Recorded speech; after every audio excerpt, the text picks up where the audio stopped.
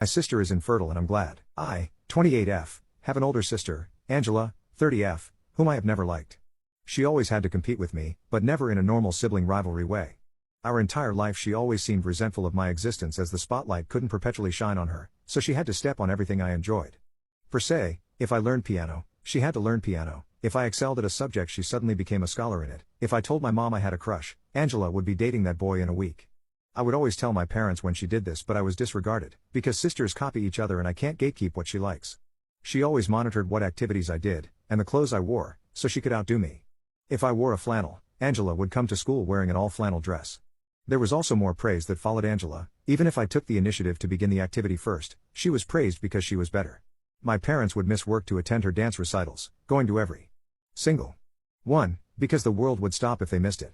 However, I remember maybe 2 of mine they attended because they were stuck at work or were otherwise preoccupied. Angela reveled in this. She would make comments under her breath around our parents. Whenever our parents weren't around she'd tell me how much she hated me and how I should stop trying because I would always come second to her. She also physically bullied me in school. Angela purposely tripped me, threw things at me, and hit me in the hallways on a nearly daily basis. The school had gotten involved multiple times, threatening Angela with suspension, and my parents fought it every time.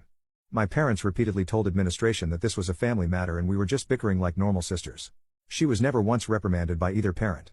Once Angela was caught impaling a cat on the school fence and my parents still defended her, saying this was normal teenage behavior. I often was in trouble as Angela would start crying, saying how she was being targeted by the school when I had antagonized her.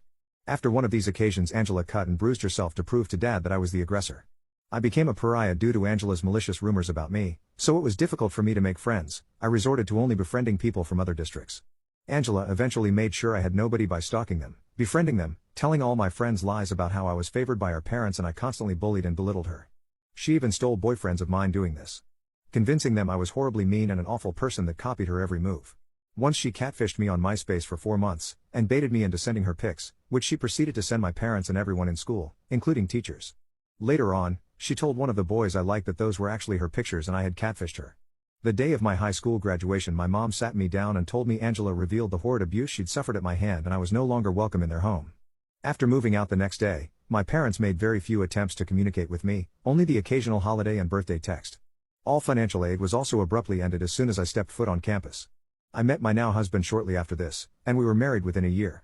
They did not feel inclined to attend my wedding or even congratulate me. I informed my parents when I had my first child 8 years ago as an opening, but they have made no attempt to contact or meet any of my 3 children.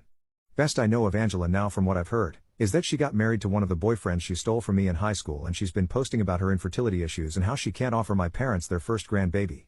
After years of silence, I received a text at 8 this morning from my mother that I will copy and paste below. Hey, name, it's me, your mama.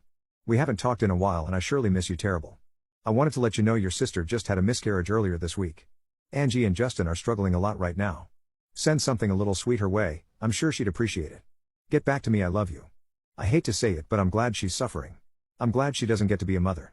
If she tormented me for years, what would she do to a child? Especially a girl? I don't wish death on any baby, but I know in my heart that child would be damaged by her. I'm angry at my parents expecting me to have any sense of obligation to her. I don't even have any sense of obligation to them. They always believed her and dismissed me. I was always the problem child, and it's strange how my mother can be so warm to me when asking me to do something for my sister. Also, the fact they cared more about my sister's now dead fetus than my actual children, who wonder why they only have one set of grandparents. I feel some sort of guilt for it, but I refuse to offer any condolences to my destructive narcissistic sister who has been justified in her bad behavior since birth. Maybe this will change her, help her develop empathy or any type of emotion that isn't hate or vindictiveness. If that happens, I would be more than willing to offer support, but until then I feel nothing but a small inkling of happiness that she's hurt. Am I awful for this?